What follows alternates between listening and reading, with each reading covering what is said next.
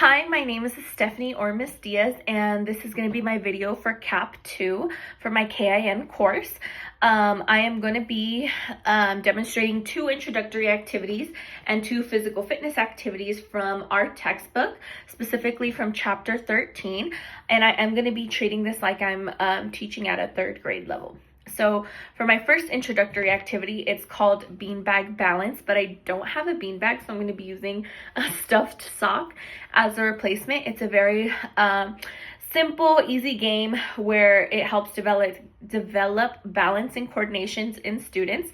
So it's essentially where they balance a beanbag on different parts of their body. So you would give each child a beanbag, and you would start by placing the beanbag on my head.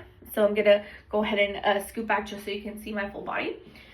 So for example, we would have students stand shoulder width apart. You would give each student a beanbag, and I will start by putting it on my head. And we can just start with just balancing the beanbag on my head.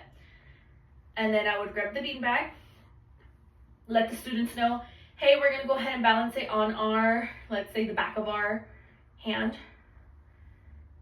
on our left arm, back of our palm. You can even have students start walking as they're balancing it.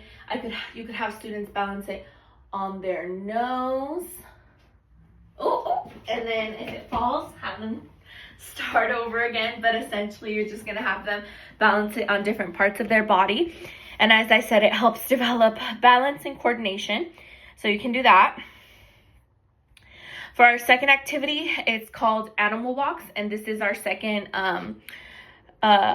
introductory activity, by the way. So our second one would be called animal walks, and it's essentially where you call out an animal to the students, and they will try walking, kind of like posing and walking as that animal.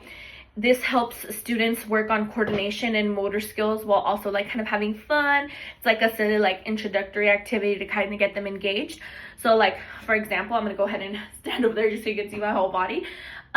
So we would start, like an example would be like walk like a bear, right? And then bears usually like have their claws up.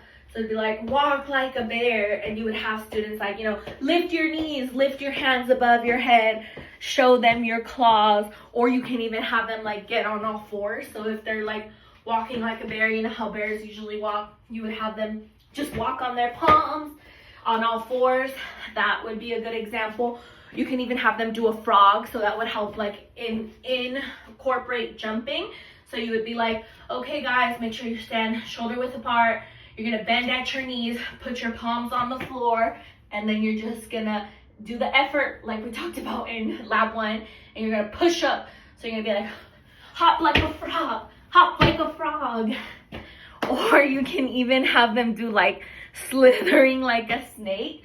So if the floor is clean enough, I'm just gonna use this microfiber towel so I don't get dirty. You would have them, I don't know if you can see me, but slither like a snake across the floor. So you can do things like that. That would be our second introductory activity. Like I said, animal walks. Once again, focuses on coordination and motor skills. Okay. And for our physical fitness activities, the first one I chose was squat jumps.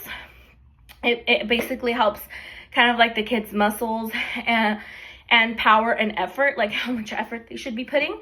So it should build like leg strength. So basically what you would do is you would stand with your feet shoulder width apart.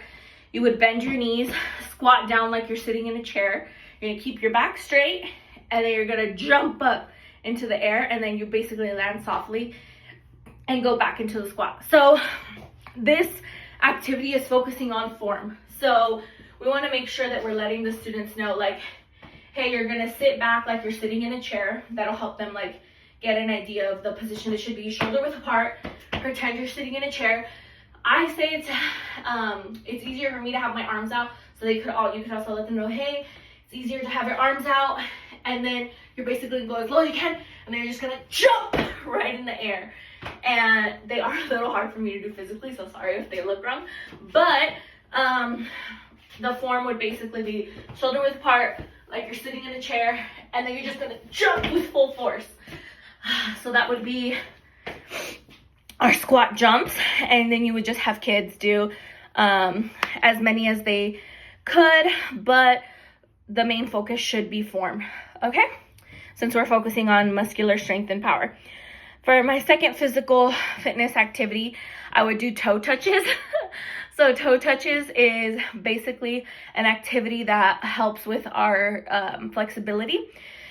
It is a health-related physical activity which focuses on flexibility in the legs and the back.